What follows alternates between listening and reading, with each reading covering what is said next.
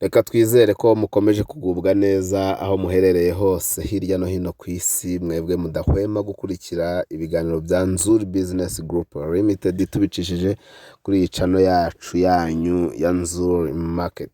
Reka rero tugusabe gukanda subscribe utarabikora kugira ngo ujye ubona ibyiza byose tukugezaho. Nitwe company imwe rukumbi kugezaho imitungo itimukanwa, yaba igurishwa cyangwa se ikodeshwa, yizewe, itarimo ikibazo icyo ari cyo cyose.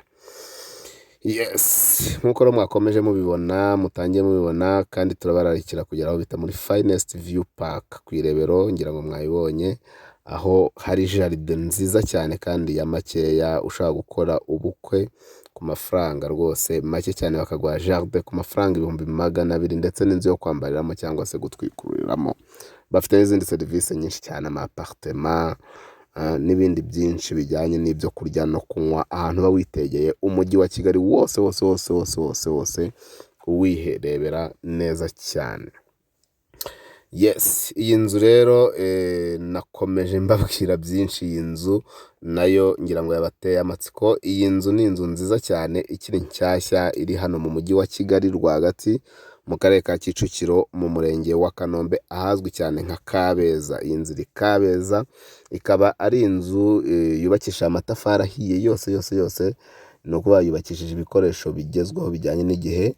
Hanyuma kandi ikaba ifite ibyumba 4, douche na toilette 3, salon, salle à manger ndetse na cuisine yo mu nzu nziza cyane na stock yayo. Si ibyo gusa rero, kubera ko iyi nzu ifite kandi annex igizwe n'icyumba twavuga ko ari cy'umukozi, igikoni cyo hanze, stock, douche na toilette byo hanze, ndetse ikagira n'ikigega cy'amazi kinini cyane. Ariko kandi iyi nzu ikaba ifite parking na jardin binini bihagije. Iyi nzu rero ikaba yubakishije ibikoresho bigezweho, ifite parafo za gypsum, ifite ibintu byinshi bigezweho nkuko mwagiye mubibona ku mashusho. Iyi nzu rero ikaba igurishwa amafaranga atari menshi mu by'ukuri, ugereranyije naho iherereye. Nabwiye kuri Kabeza, ugereranyije n'ikibanza yubatsemo amafaranga gihagaze, ndetse ukanagereranya n'ibiciro by'ibikoresho byo kubaka aho bigeze ku isoko. Iyi nzu irahendutse cyane, ikaba ari inzu ifite view nziza cyane, iri muri Kabeza, uruhande rwa Kicukiro, Kagarama na Niboyi. Ubu reba iyo view. Ntabicishije rero amatsiko, reka mbabwire yuko iyi nzu ishaka miliyoni 58 zonyine, kandi ziri negotiable. Iyi nzu irashaka miliyoni 58 ziganirwaho, cyangwa se 58,000 by'amadolari, kuko iri no mu kibanza gifite metero kare 320 zirenze izikenewe cyangwa se zirenze izisanzwe ziteganyijwe. Iyi nzu rero kuri miliyoni zawe 58 yaba iyawe. Duhamagare kuri nimero zacu arizo 0788 40 48 67 97, cyangwa se 0781 2-3-0-1-2-3. Si ibyo gusa rero, ushaka kudusanga aho dukorera nta handi, ni mu mujyi wa Kigali rwagati mu nyubako ya Centenary House. Dukora muri etage yayo ya 2, kizamuka ukata iburyo bwawe ukagera kuri NZIZA Business Group Limited. Ni nako kandi ushobora kudusanga ku zindi mbuga nkoranyambaga zacu, Instagram, Facebook page, Twitter, hose n'ubundi twitwa NZIZA Market.